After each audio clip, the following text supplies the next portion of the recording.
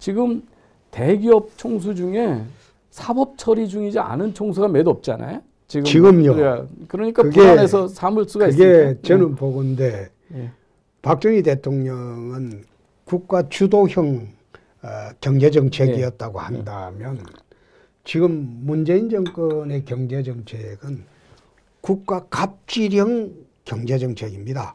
말하자면 이 국가 갑질형 경제정책이라는 것은 사회체제 전체를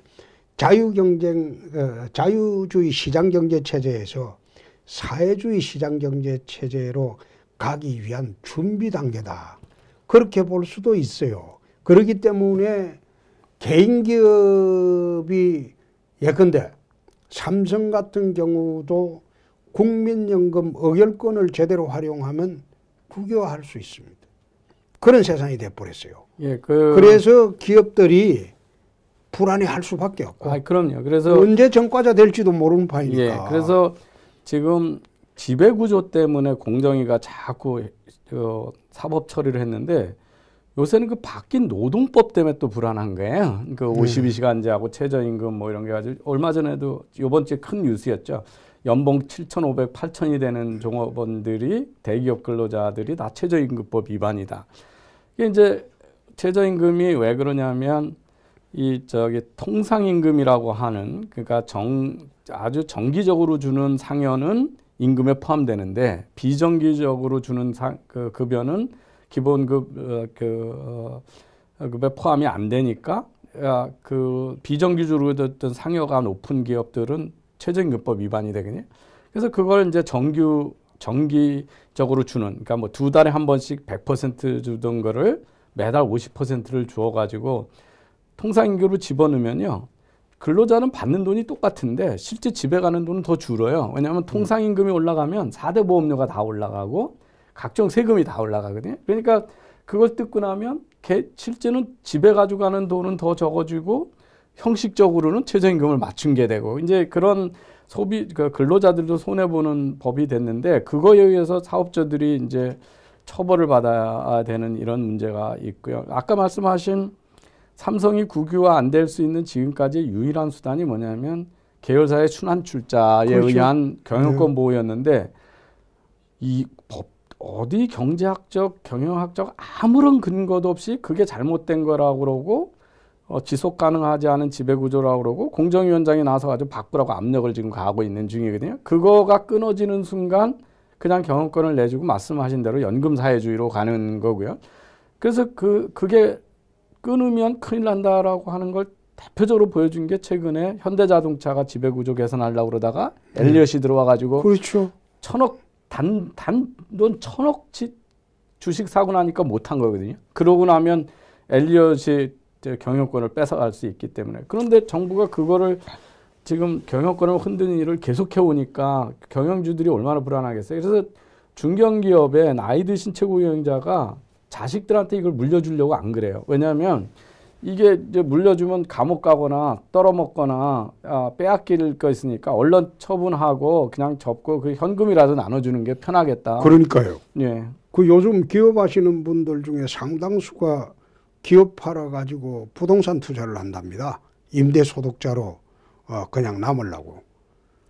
작년 10월에 11월에 베트남을 갔었는데 베트남 간 목적이 기업 리쇼어링 정책 국내로 좀 들어와 달라고 그거 부탁하러 베트남을 가봤었는데 베트남 가보니까 내 들어오라 소리를 한마디도 못했습니다. 왜 못했나? 우선 베트남에 가보니까 임금이 한국의 10분의 1입니다. 그리고 공장 대지가 베트남 정부에서 거의 무료이다시피 줘요. 그리고 모든 기업 정책에 그거는 노조가 없어요. 강성 노조가. 말하자면 베트남의 인력이 교육 수준이나 인력이 우리나라를 거의 비슷합니다. 삼성 같은데 예를 들어서 하노이에 핸드폰 공장이 전 세계의 핸드폰의 40%를 하노이에서 생산을 하는데 거기 근무자가 16만입니다. 16만인데 거기에 협력업체까지 합치면 50만이 넘어요.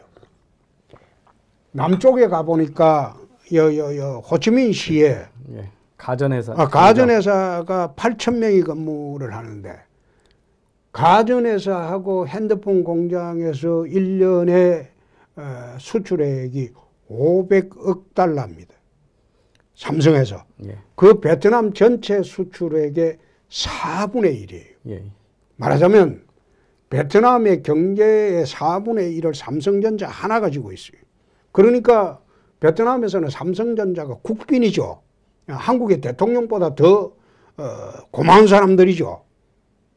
그런데 그 사람들한테 가서 한국으로 돌아오라. 여기 와보니 뭐 하겠습니까? 맨날 1억 연봉 받는 사람들이 광화문을 휩쓸어 가지고 스트라이크나 매일 하고 걸핏하면 스트라이크하고 매년 단체 교섭을 해야 하면서 진이 빠져가지고 기업 뭐 앞으로 어떻게 될 것인가 그건 생각도 못 하는 거고 말하자면 강성노조의 노예가 되어 있는 대한민국 이 기업 구조가 개선이 안 되고는 또는 정부가 이런 식으로 강압적으로 갑질이나 하고 걸핏하면 감옥 보내겠다고 협박이나 하고 나는 이게 뒤에서 돈 안 뜯는가 몰라. 돈 안 뜯는지 내가 몰라. 그건 나중에 밝혀지겠죠? 나중에 밝혀지겠죠? 지금이야 저거 정권 잡았으니까 앞에 죽우 같은 경찰 검찰 앞세워갖고 하고 있으니까 조용하지만은 원래 경찰 검찰이라는 건 저 사람들은 참 야릇한 사람들이에요. 정권 1, 2년 앞두고 힘 빠지면요 바로 칼을 돌립니다. 여태 그래 왔고. 그래서 내가 작년 베트남 가서 한국 기업이 살 길은 베트남에서만이라도 한국 청년들 채용해달라고 내가 사정을 했어요. 우리 청년들을 취업 자리가 없다. 이게 국내에는 전부 좌파 정부가 들어와서 나라 전체를 사회주의로 몰아가고 있고 모든 제도를. 그러니까 기업들이 전부 탈출을 하고 매각하고 없어지는데 내가 기업주들한테 내가 그런 사정을 했어요. 한국 청년들을 베트남에 좀 당신들 기업체에 좀 데리고 와달라. 그러니까 기업주 하시는 말씀이 재미있습니다. 생산직은 올 사람이 없고요. 10분의 1 주고 누가 오겠습니까? 관리직은 저희들이 검토를 하겠습니다. 말하자면 한국 청년들 관리직으로 불러가지고 하는 거는 검토하겠습니다. 그런 이야기를 들었습니다. 그래서 오늘 제가 모시고 하는 말씀 중에서 그러면 현재 이런 판인데 도대체 이 상황을 어떻게 타개를 해야 되겠습니까? 우리 그 교수님 한번 타개책을 이야기해 보시죠. 사실은 기업 현장이나 또 시장 경제를 믿는 분들은 거의 희망을 잃고 있는 것 같아요. 지금 이 정부가 이념에 중독이 돼 있어가지고 무슨 얘기를 해도 못 듣고 지난 11월 1일에 그 대통령이 국정연설을 하면서 지난 그 고도 성장기에 우리나라가 양극화가 심화되고 재난 불평등이 아주 구조화됐다 이런 말씀을 하셨어요. 근데 사실은 그런 것들은 다 사실의 정반대의 발언이거든요. 고도화 성장하는 동안에 우리나라 빈부격차도 줄었고 집에서 놀고 있던 사람들이 취업의 기회를 갖게 됐고 다 부자가 됐고 그 우리나라의 빈부격차가 확대된 거는 우리 경제가 구조적 한계에 부딪힌 IMF 외환위기를 전후하면서부터거든요. 그래서 그렇죠. 고도 성장이 지금 이제 미국에서 한 30년에서 중에 최대의 호황을 지금 트럼프 집권에 하고 그렇죠. 있는데 예. 그래서 보면 하위 10% 취업이 안 돼 있던 분들이 가장 큰 혜택을 보거든요. 거기가 그렇죠. 임금 상속도 높고 실업률 감소도 제일 높습니다. 그래서 고졸 이하의 저학력들이 취업하는데 어려움이 없는 사회가 되고 그러니까 빈부격차가 줄고 그렇게 되죠. 그래서 정반대의 인식을 가지고 있고 자꾸 다른 핑계를 대고 그러고 더더욱 이제 문제가 되는 거는 대통령이 사실 경제에 관심이 있는지 뭐 지력은 간두고 관심이 있느냐 하는 문제예요. 그러니까 그 제가 이제 여러 번 인용하는데 주한 일본 대사 무토가 그 후보 시절에 만나봤더니 머릿속에는 북한밖에 없고 경제에 완전히 그 문외한이다, 경제 음치라는 말을 했는데 뭐 아무리 봐도 그게 현실인 것 같거든요. 지금 그래서 이게 뭐 밑에 사람들한테 지시해서 해결될 수 있는 문제도 아니고 그래서 어떻게 해야 되느냐. 뭐 제일 바람직한 거는 그 경제 현실의 어려움을 좀 직시를 하는 인식을 해야 되는데 그 지금 뭐 1년 반 동안 이상 얘기를 해와도 사전에도 이렇게 그 주류 경제학들이 전혀 믿지 않는 이단적 정책 쓰고 과격한 정책 쓰면 안 된다. 사실은 이 정권이 툭 하면 지금 뭐 OECD가 어떤 얘기했니, IMF 이런 얘기했네, 이런 얘기를 하는데 거기 보고서에는 우리나라한테 지금 정권이 하는 거에 정반대하라고 돼 있거든요. 그런데 그 보고서나 권고사항은 하나도 따르지 않고 ILO의 아주 소수 그 마크시스트들이 믿었던 그 임금주도 성장론 이것만을 믿고 그냥 물어붙인 거고 밀어붙인 결과가 이렇게 명백히 나왔는데 대통령이 아직도 다니면서 최저임금이 너무 급하게 올랐습니까? 마치 자기랑 아무 상관없는 일인 것처럼 지금도 이 문제가 사실이 아닐 수도 있다라는 식의 냄새를 피우면서 이렇게 유체 이탈을 하니까 희망이 없는 거고요. 지난 대선 때 예. TV 토론할 때도 똑같았어요. 예. 동문서답했어요. TV 토론하는 거 지난번에 아마 유튜브 통해서 한번 보시죠. 저는 사람에게 투자해야 된다는 것이죠. 자, 그렇고요. 우리 이제는 우리가 발전해 나가야죠. 어떻게 그렇게 끊임없이 과거 정부 탓을 합니까? 언제 이렇게 나라 발전하겠습니까? 이명박, 박근혜 정부 동안 우리 경제 참담하게 실패한 것, 그건 인정하시죠? 문 후보님이 대통령이 되시면 보수 불태우겠다고 했죠. 언제요? 왜 지난번에 이야기했잖아요. 한번 할 때마다 거짓말하면 어떻게 해요? 네, 문 제가 넘기겠습니다. 예. 후보님께서 양념이라는 말씀을 또 하셨단 말씀이에요. 홍준표 후보에게 예. 아닙니다. 예. 저 말 안 끝났습니다. 제가 바꿀 수 있습니다. 아니, 말 안 제가 바꿀 수 끝났습니다. 이야기 좀 하세요. 예, 저 양보하셨으니까 제가 말씀드리겠습니다. 답을 드리고 제가 다시 질문을 바꾼 거죠. 예. 아니, 저 예. 계속 묻잖아요. 지금 그런데 문 후보님께서 아까 저도 똑같은 제가 일을 겪었는데 이제는 제가 답을 끊고 지금은 주도권 토론이 아닙니다. 지금 하셔야 됩니다. 둘이 좀 이야기를 먼저 시작했죠. 그러나 이야기는 돌아가게 돼 있는 것이죠. 거의 동문서답했어요. 근데 요번만 그런 게 아니고 그 5년 전에도 똑같았습니다. 지난번에 박근혜 대통령하고 해서 질 때도 아주 그 동문서답 되게 많이 하셨는데 이 국민들이 그런 것들을 너무 간과하고 있는 거죠. 이게 사실은 우리나라가 저는 대통령 선거 기간이 너무 짧다고 생각을 합니다. 그래서 이 거짓말을 해도 들통이 안 나고 또 국민들이 이 대통령이 얼마나 지력이 있고 경제 문제에 해법을 가지고 있나 이런 걸 자세히 안 본 후과를 우리가 정말 많이 치르고 있다고 생각을 하고요. 이제 우리가 도요타냐 현대자동차의 임금을 비교하는 것도 되게 중요한데 아까 대표님 이미 말씀하신 대로 생산성 대비 임금이 되게 중요하거든요. 그러니까 생산성이 높으면 임금이 올라가도 괜찮죠.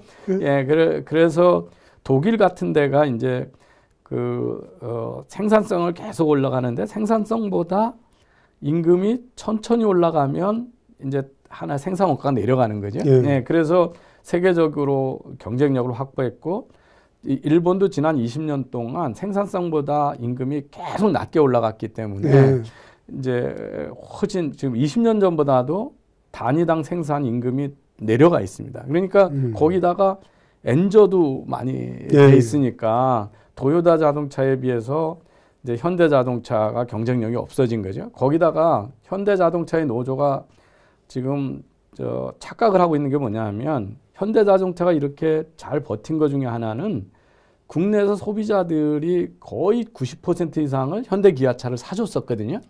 근데 저렇게 하고 나니까 저부터도 이제는 현대차 사주고 싶은 생각이 없어지고 있는 거예요.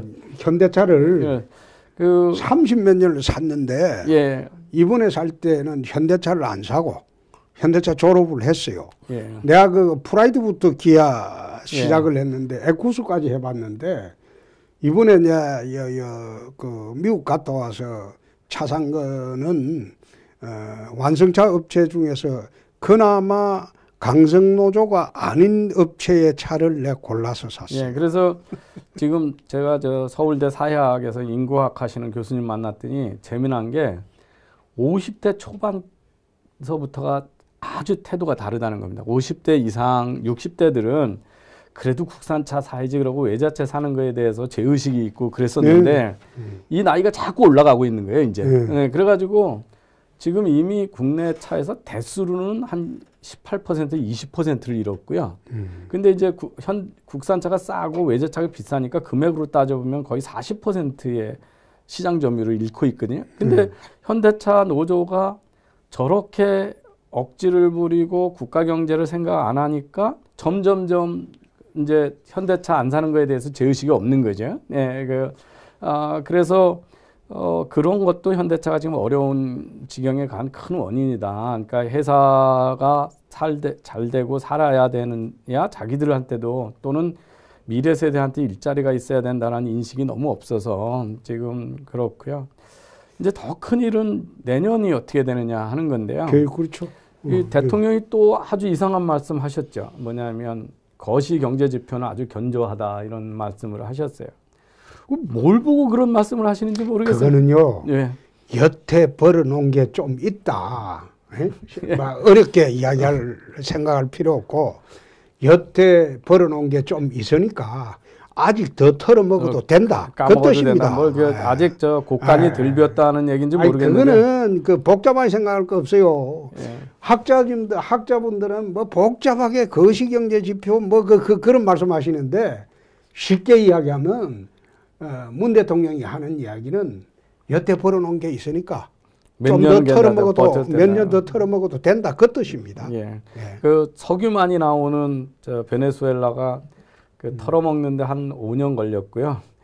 저기 먹을 게 없어서 온 국민이 해외로 탈출하는데 20년 걸렸거든요. 근데 지금 세계 평균 성장이 3.7% 하는데 이제 2.8% 성장을 하는 1%나 낮게 성장하고 있고 지금 모든 선행 지표가 다 곤두박질 치고 있거든요. 그래서 투자가 안 일어나고 있으면 당연히 내년에 일자리가 없는 거고요. 그 소비 심리도 추락하고 있고 그다음에 투자를 안 하고 있다는 게 은행의 그 융자를 보시면요.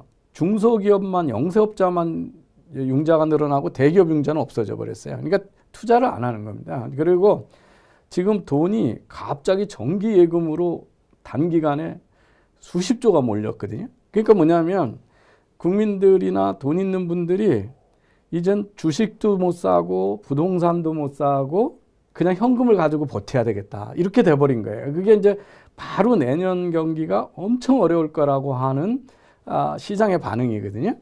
거기다가 이제 아까도 말씀드렸지만 바로 3주 후면 영세기업이 10.9%를 다시 최저임금을 올려야 되고 2021년이 되면요. 우리 지금 지난번에 바꿔놓은 50시간제 규제가 어떻게 된 거냐면 그 시간 규제만 한 게 아니고 거기다 슬쩍 끼워놓은 게 뭐냐면 그 빨간 날 공휴일 있잖아요. 그날도 연봉제 하는 분은 상관없는데 시급으로 고용한 중소기업은 그 노는 날도 다 급여를 주라는 거예요. 그런 법안을 지난해 국회가 통과시킨 겁니다. 그래서 앞으로 임금이 얼마나 더 늘어갈지 아무도 예상이 안 돼요. 지금 최저임금위원회 같으면 내년에도 2자리 올릴 겁니다. 그러니까 그 정도로 좌파 일색으로 지금 최저임금위원회 위원장도 노동운동 하는 사람이고 여당 대표도 노조 대표하던 사람이고 장관도 그렇고 환노위 장관은 이제 그만두시지 않았나요? 노사정 위원장이니까 그것도 그렇고 다 그런 데다가 강성노조 출신들이지. 공익위원도 다 좌파로 만들어 놨으니까 제가 지난주에 그 TV에 나가가지고 아침에 토론을 하는데 그 나오신 고려대의 모든 노동연구소의 연구 교수로 계신 분인데 제가 자영업자 어렵다 그랬더니 언제 자영업자 안 어려운 적 있냐. 그리고 그 월급도 못 주면서 무슨 사업을 하려고 그러냐. 이런 식의 발언을 하시는 거예요. 지금 대통령 주변에 있는 학자라는 분들 다 그런 거거든요. 그래서 지금 모든 지표가 지금 내년이 훨씬 어려울 거다 이렇게 얘기고, 거기다 만약에 중국이 지금 6% 이하로 경착륙을 하면요, 뭐 아우성 날 겁니다. 그래서 내년에 대해서 온 국민이 지금 그렇게 되면 이제 다 불안이 심해지니까 소비는 안 하고 저축을 하고 그렇게 되죠. 그러면 점점 어려워지는 그런 현상이 되겠습니다. 제가 지난번에 자영업자 대책을 이야기를 하면서 그런 이야기를 했어요. 미국은 자영업자들이 전체 경제 인구의 5%밖에 되지 않는다. 그러나 우리나라는 25%다. 자영업자가 어려워지면 서민들이 어려워진다. 서민들이. 그리고 금년 하반기 가면 우리가 금리를 올릴 수밖에 없을 것이다. 우리가 금리를 올리지 않으면 외화가 빠져나간다.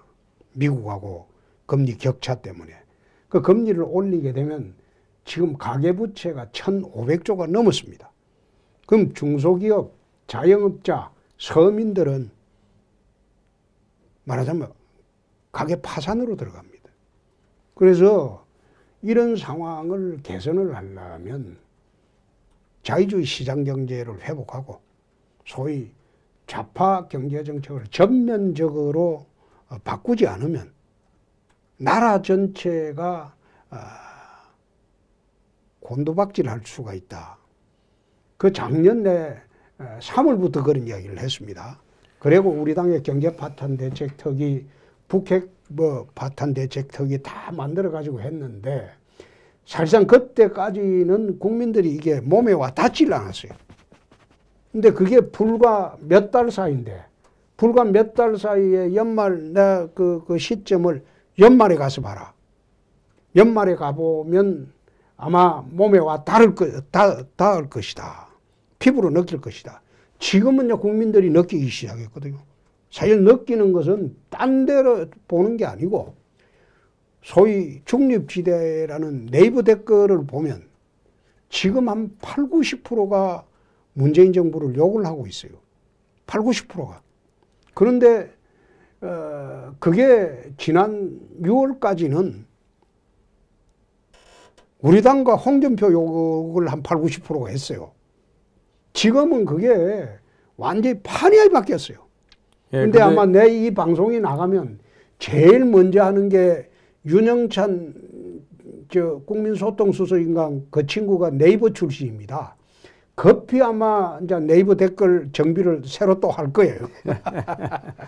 그 대표님 이제 그 상황 인식이 정확하셨는데 불행한 거는 이제 최근에 예산 국회에서 한국당이 한 행태가 너무 실망스럽다는 겁니다. 이게 뭐냐면, 그러니까 470조라고 하는 슈퍼 예산을 했는데 국민이 어려워지는데 국가가 예산을 크게 잡으면 국민들 가처분 소득이 줄어드는 거였고, 정부의 그 엉터리 54조 쓰고도 일자리 거의 파괴하고 있는 정책에 똑같은 일자리 예산, 그리고 현금 뿌려주는 그 현금 하는 거, 그리고 타당성 조사도 하지 않고 무조건 묻지마로 대북 그 지원하겠다는 예산, 이런 것들에 대해서, 그 다음에 이제 지금 내년에 어려워질 거니까 정부가 약속했다가 지금 대통령 한마디 말로 지금 번복된 게 탄력근무제 지금 개선하겠다는 거 지금 무기한 연기시켜 버렸지 않습니까?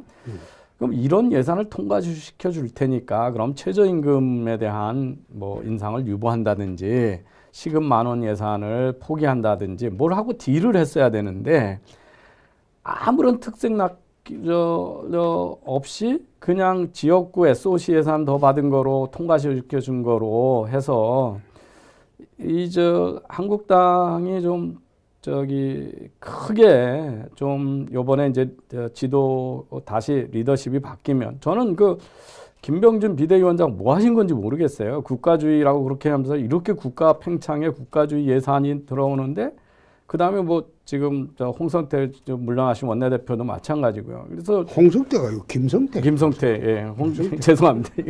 홍 씨가 좋은 겁니다. 같습니다. 그래서 홍가 순환 시대입니다.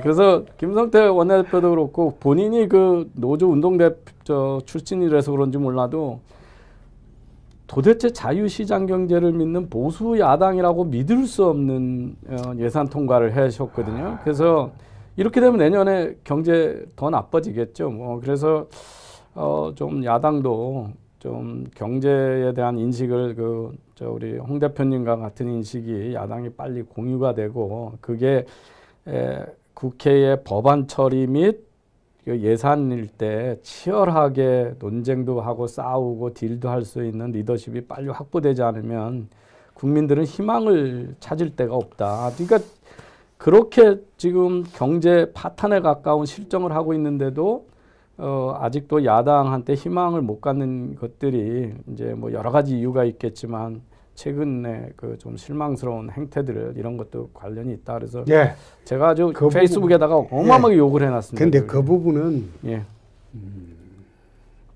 제가 오늘 그 당내 문제이기 때문에 예. 제가 말씀은 안 드리도록 하겠습니다. 제가 당이 없기 때문에 자유롭게 얘기를 드리는 겁니다.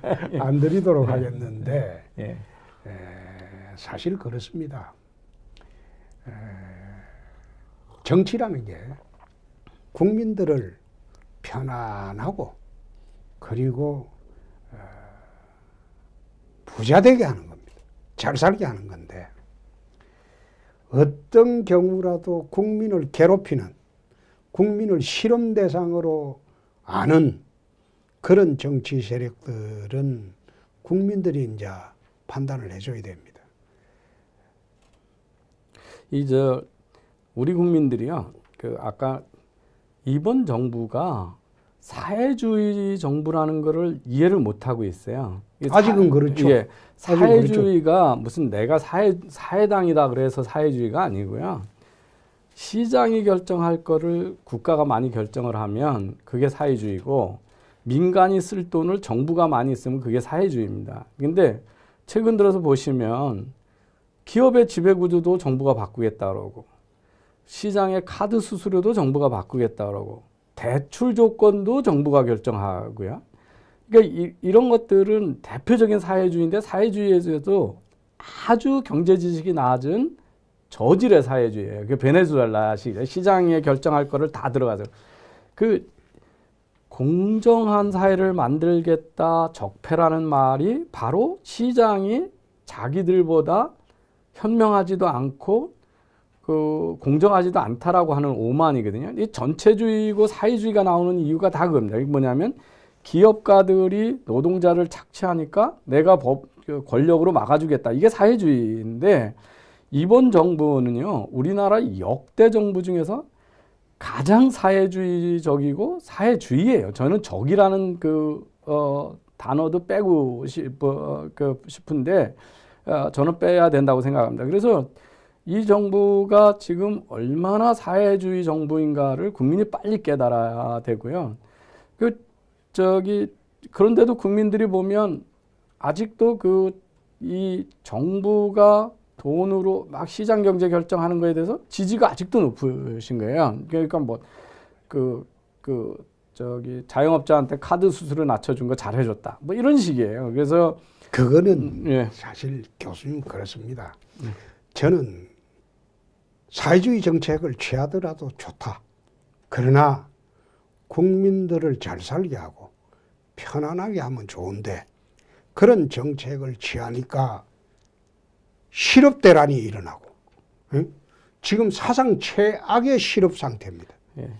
그러면 일자리가 없어지고 저녁이 있는 삶이 저녁이 굶는 삶으로 바뀌고 있고 사회 전체가 지금 살기가 험악해지고 나빠지고 있는데 그것은 정부가 어떻게 정책을 달리해야 되는데 나는 이 주사파 정권이 정권 끝날 때까지 나는 정책을 바꾸리라고는 절대 생각지 않습니다. 그렇게 네. 비판을 하면 네. 과거에 양극화 가져왔고 재벌이 착취하던 경제로 다시 돌아가자는 말이냐 이렇게 얘기를 하거든요. 아니, 그러니까 자기 과거가 다 부정하는 거예요. 예. 그 사람들의 논리는 나는 그래 생각을 해요. 예. 그 사람들의 논리는 단순 논리입니다. 예. 예? 국민들 설득하는 데는 단순 논리가 좋거든요. 그래서 아까 내가 말한 것 중에 상당수가 그 좌파들 논리를 역으로 한번 이야기해 본 겁니다. 예. 예? 예. 그 복잡하게 논리하지 말고 이 정권은 주사파 정권이기 때문에 사회주의로 가는 것이다. 예, 맞습니다. 사회주의는 말하자면 하향 평준화 정책이다. 전부 같이 못 살게 하자는 정책이다. 그리고 가진 자의 것을 강제라도 뺏어서 홍길동식으로 못 사는 사람께 나눠주면 그게 소득 불균형이 해소된다고 그런 믿는 정부이다. 그 점에서는 그래서, 아주 크게 성공하고 아니 있습니다. 그러니까 그래 하는 게 나는 한계가 있다고 봅니다. 예, 예. 일종의 한계가 있다고 보고 지난 3월이나 지방선거 전에 국민들이 생각했던 거하고 불과 몇 달 뒤에 생각했던 게 지금 판이 바뀌고 있어요. 우선 내 생활이 힘들고 내 자식이 취직을 못하고 응? 그리고 내가 당장 먹고 살기가 어려워졌는데 어떻게 이 정부를 지지하겠습니까? 응? 김정은만 바라보고 그 목매다는 정권인데 그 정권을 지금 바라고 자기의 생명, 재산 그 다 맡기려고 하겠습니까? 그래서 오늘 첫 방송에서 우리 한국 자유주의 경제의 대표적이신 분인 이병태 교수님이 나와서 이제 많은 좋은 이야기를 해 주셨습니다. 정말 감사히 생각하고 앞으로도 저희들이 국민들한테 좀 쉽게 그 지표 막 복잡하게 이야기하면 그 헷갈려요. 그 쉽게 그렇게 할 수 있는 기회가 좀 많이 있었으면 좋겠습니다. 제가 지표하고 통계로 복잡한 자료 많이 만들어 드릴 테니까 예. 이제 홍 대표님 장점을 살리셔가지고 이제 펀치라인을 팍 날리셔가지고 이제 국민들 너무 답답한데 이 아주 이단적인 이 경제 실험을 많이 하고 있는 문정부의 실상을 국민들한테 잘 전달해 주시는데 이 홍카콜라가 큰 기여를 하실 거로 저는 기대하겠습니다.